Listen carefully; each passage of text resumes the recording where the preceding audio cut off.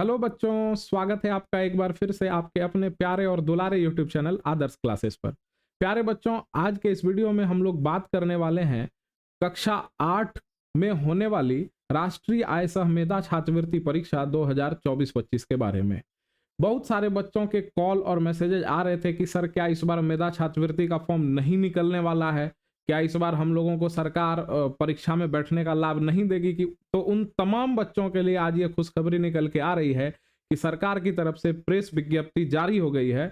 आप लोग कल यानी 5 नवंबर 2024 से आप इस परीक्षा के लिए आवेदन शुरू कर सकते हैं। जी हाँ बच्चों, आज के इस वीडियो में हम लोग जानेंगे कि राष्ट्रीय आय सह मेधा छात्रवृत्ति परीक्षा क्या होती है, इसके फॉर्म को किस प्रकार से भरना है, इसके फॉर्म को भरने में क्या क्या सावधानियां रखनी है, क्योंकि बहुत सारे बच्चे फॉर्म तो भर देते हैं लेकिन वो सरकार के इस परीक्षा से जो लाभ उनको मिलता है, जो आर्थिक लाभ मिलता है, जैसा कि आपको पता होगा कि जो भी बच्चे इस परीक्षा में उत्तीर्ण होते हैं उनको क्लास 9वीं से लेकर 12वीं तक पढ़ने के लिए सरकार 48,000 रुपये यानी हर साल 12,000 रुपये उनके बैंक अकाउंट में देती है। आपको हर महीने 1,000 रुपया 4 सालों तक मिलेगा।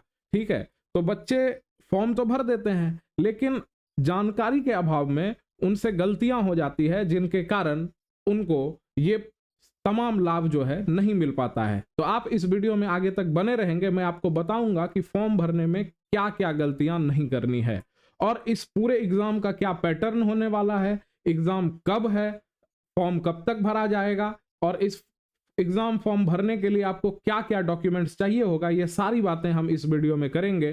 तो चलिए वीडियो को आगे स्टार्ट करते हैं।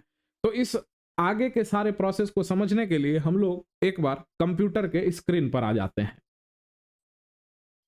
तो प्यारे बच्चों, हम लोग आ चुके हैं कंप्यूटर के स्क्रीन पर और यहाँ पर हम लोग जो मुख्य बिंदु हैं इस परीक्षा के फॉर्म भरने से संबंधित और क्या क्या चीज़ों को हम लोगों को ध्यान में रखना है उसके बारे में देखेंगे। सबसे पहले हम लोग ये विज्ञप्ति देख लेते हैं। ये आज ही जो है यानी 4 नवंबर 2024 को ये विज्ञप्ति जारी हुई है और सबसे पहले हम लोग यहाँ पे यही देख लें कि जो ऑनलाइन आपका जो एप्लीकेशन पोर्टल है इस पे रजिस्ट्रेशन और ऑनलाइन एप्लीकेशन फॉर्म भरने का जो टाइम है वो कल यानी 5 नवंबर 2024 से 1 दिसंबर 2024 तक रहेगा। इसके बाद आवेदकों द्वारा सबमिट किए गए ऑनलाइन एप्लीकेशन का विद्यालय स्तर पर ऑनलाइन अप्रूवल होता है। ठीक है, जब आप फॉर्म भर देंगे तो आप उसको स्कूल के हेड मास्टर सर के पास दे देंगे तो वो आपको स्कूल लेवल पे वो उसको वेरीफाई करके और फिर आपके फॉर्म को आगे बढ़ा देंगे। और उसके बाद आपका ऑनलाइन प्रवेश पत्र यानी एडमिट कार्ड प्राप्त करने की तिथि है 13 जनवरी 2025 से 19/1/2025 तक आप अपना एडमिट कार्ड डाउनलोड कर सकते हैं। और परीक्षा की तिथि है बाबू 19 जनवरी। ठीक है, आपके पास अब कुल मिला के लगभग आप कह सकते हैं 2.5 महीने का समय बचा है, तो आप तैयारी करें। और तैयारी करने के लिए आप मेरे यूट्यूब चैनल पर बने रह सकते हैं। मैं प्रतिदिन 8 बजे लाइव आता हूँ। आपको NMMS से जुड़ी हुई जो महत्वपूर्ण सारे टॉपिक्स हैं, मैथ, SST और रीजनिंग, वो मैं आपको पढ़ाता हूँ, साइंस भी। ठीक है, तो आप 8 बजे प्रतिदिन लाइव में जुड़ सकते हैं।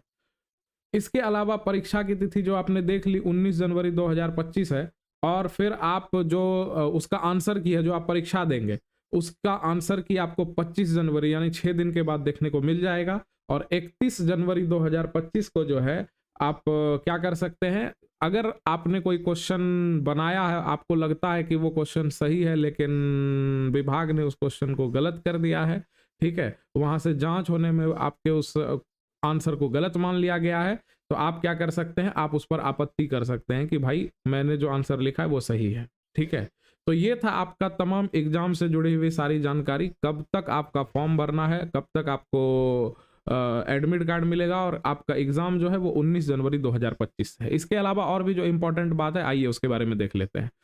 राष्ट्रीय आय सह मेधा छात्रवृत्ति परीक्षा केवल उन बच्चों के लिए है जो यहाँ पे कंडीशन दिया हुआ है, जो सरकारी स्कूल में पढ़ने वाले बच्चे हैं। ठीक है, प्राइवेट स्कूल, नवोदय, केंद्रीय विद्यालय के बच्चे इसमें एलिजिबल नहीं है। और आपको जो है क्या कहते हैं, यह शिक्षा मंत्रालय भारत सरकार द्वारा आर्थिक रूप से कमजोर मेधावी छात्र छात्राओं के लिए राष्ट्रीय आय सह मेधा छात्रवृत्ति योजना प्रारंभ की गई है। ठीक है, और इसमें प्रति वर्ष बच्चों को 12,000 रुपये मिलता है जो 4 वर्ष तक मिलता रहता है। तो कुल मिला के अगर आप इस परीक्षा को पास कर जाते हैं तो आपको 48,000 रुपये सरकार के तरफ से मिलता है। ठीक है, लेकिन आपको कुछ चीजें यहाँ पर ध्यान रखनी है कि यहाँ देखिए कह रहा है छात्रवृत्ति हेतु आवेदन देने की कुछ आहर्ता है, ठीक है, जिसके बारे में जानना है। जैसे कि अभी आप कक्षा 8 में पढ़ रहे होंगे, तो आपने जब कक्षा 7 का जो फाइनल एग्जाम दिया होगा, आपको उसमें कम से कम 55% नंबर होना चाहिए, तब आप इस फॉर्म को भर सकते हैं। और जो SC ST कैटेगरी के बच्चे आते हैं उनको 5% और की छूट दी गई है इसमें, ठीक है, तो उनको 50% नंबर लाना है। बाकी को 55%, अगर आपको 7th में नंबर है तभी आप इस फॉर्म को भर सकते हैं। इसके बाद आपका एग्जाम हो जाने के बाद भी आप जो 8वीं का फाइनल एग्जाम दोगे उसमें भी आपको 55% नंबर आने चाहिए, नहीं तो आप छात्रवृत्ति की परीक्षा पास करने के बाद भी सरकार के द्वारा ये जो आर्थिक लाभ आपको मिल रहा है आप उससे वंचित रह जाएंगे, ठीक है। तो 8वीं कक्षा में भी आपको 55% नंबर के साथ उत्तीर्ण होना है सभी विषयों में, और यहाँ पर भी SC ST के छात्र छात्राओं को 5% का जो है लाभ दिया गया है। इसके अलावा अब हम लोग यहाँ पे ध्यान से देखते हैं, आपका जो परीक्षा होगा वो आपके जिला के ही कहीं पर आपका एक सेंटर अपॉइंट होगा और आपको वहां जाकर के परीक्षा देना होगा, ठीक है बाबू। इसके अलावा मैं आपको बता दूं कि छात्रवृत्ति में जो अपना बिहार राज्य है उसमें मात्र 5433 सीट है, ठीक है, और आपको इसी 5433 सीट में एक सीट जो है आपको लेना है, ठीक है। इसके अलावा अगर मैं आपको बता दूं कि इस परीक्षा के लिए, इस फॉर्म को भरने के लिए आपको किस किस डॉक्यूमेंट्स की आवश्यकता होगी, तो आपको आधार कार्ड की आवश्यकता होगी, आपको जाति प्रमाण पत्र की आवश्यकता होगी, आपको आय प्रमाण पत्र की आवश्यकता होगी, आपका एक पासपोर्ट साइज फोटो लगेगा, आपका सिग्नेचर लगेगा, ठीक है। और उसके बाद फॉर्म भरने के बाद आप क्या करेंगे, उसको हेडमास्टर साहब के पास दे देंगे और वो उसको अप्रूव करेंगे, ठीक है। आय प्रमाण पत्र में यह ध्यान रखना है कि आपके माता और आपके पिता की आय कुल मिलाकर 3.5 लाख रुपए से ज्यादा नहीं होनी चाहिए। अगर उससे ज्यादा है तो भी आप इस फॉर्म को नहीं भर सकते हैं, ठीक है। तो ये चीज आपको ध्यान रखना है। और आपको जो आय प्रमाण पत्र बनाना है वो आपको जाकर के या तो BDO सर के पास ही बनवाना है या आपको CO जो अंचलाधिकारी हैं उनके पास जाकर के बनवाना है, ऐसा क्लियरली यहाँ पे मेंशन किया गया है, ठीक है। इसके अलावा अगर कोई निःशक्त बच्चे हैं, अगर कोई हैंडीकैप्ड बच्चे हैं, तो उनका जो सर्टिफिकेट होगा वो सर्टिफिकेट वहां पर लगाएंगे, जिससे उनको कुछ अतिरिक्त छूट देखने को मिलेगी। तो आपका जो भी निःशक्तता, डिसेबिलिटी जो आपका प्रमाण पत्र होगा उसको आप अपलोड कर देंगे फॉर्म भरने के समय में, ठीक है। इसके अलावा ये एग्जाम ऑफलाइन मोड में होती है, जिसमें 2 पार्ट में ये एग्जाम होता है, ठीक है। सबसे पहले आपको रीजनिंग पूछा जाएगा, मानसिक योग्यता परीक्षा जो है वो आपको देखने को मिलेगा, और ये दोनों परीक्षा एक ही दिनों में होती है, ठीक है। आप 2 घंटे का एग्जाम देंगे और फिर उसके कुछ ही देर बाद आप फिर जो है 2 घंटे का एग्जाम देंगे, ठीक है। एक ही दिन में दोनों एग्जाम होना है। तो सबसे पहले आप रीजनिंग की परीक्षा देंगे जिसमें 90 प्रश्न रहेंगे और वो कुल 90 नंबर का ही रहेगा। और सामान्य बच्चों के लिए, यानी जो डिसेबल बच्चे नहीं हैं, उनको 90 मिनट का समय मिलेगा, यानी 1.5 घंटे का समय मिलेगा। और जो निःशक्त में भी जो केवल नेत्रहीन बच्चे हैं उनको 120 मिनट का समय मिलेगा।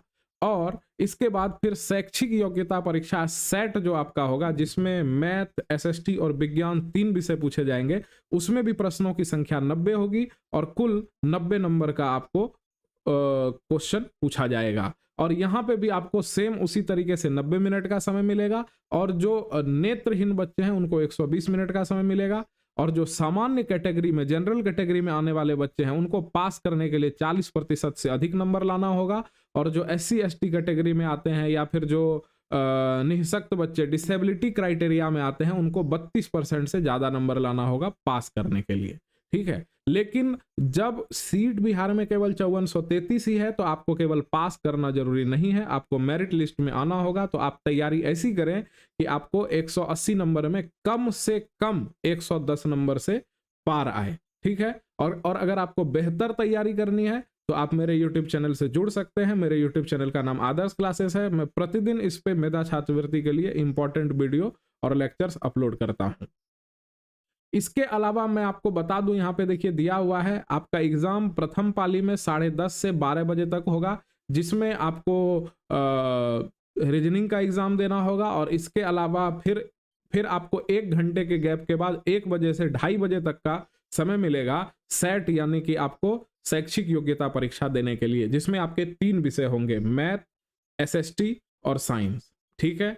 और आज तारीख है 4 नवंबर 2024, कल यानी 5/11/2024, 5 नवंबर 2024 से आप जो है इस फॉर्म को भर सकते हैं। यहाँ पर आपको एक ऑफिशियल वेबसाइट दी हुई है scert.bihar.government.in पर विजिट करके आप उसके ऑनलाइन एप्लीकेशन पोर्टल पर NMMSS का फॉर्म जो है वो आप भर सकते हैं। वहां पर एक ऑप्शन खुलेगा, उस पर क्लिक करके आप जो है ये जो प्रोजेक्ट ईयर 2025-26 है इसके फॉर्म को आप भर सकते हैं, ऑनलाइन रजिस्ट्रेशन कर सकते हैं और एप्लीकेशन को सबमिट कर सकते हैं। ठीक है, और इसके बाद एक बात आप ध्यान रखिएगा, इसमें आपका एक यूजर आईडी और एक यूजर पासवर्ड बनता है, उसको आप संभाल कर रखेंगे ताकि आप आगे चल के एडमिट कार्ड को आसानी से डाउनलोड कर सकें। यहां पर अब एक और सबसे इंपॉर्टेंट पॉइंट बच्चों ध्यान देना है कि कुछ चीजें आपको फॉर्म भरने के समय ध्यान में रखनी है। जैसे आपके माता पिता का नाम और आपका जो नाम है वो आपके स्कूल में जो नाम है और जो आपके आधार कार्ड में जो नाम है वो दोनों चीजें मैच करनी चाहिए। वहां पे स्पेलिंग मिस्टेक नहीं होना चाहिए, नहीं तो एग्जाम देने के बाद भी आपको काफी कठिनाइयों का सामना करना पड़ सकता है और यहां तक कि आप उस आर्थिक लाभ से वंचित रह जाएं।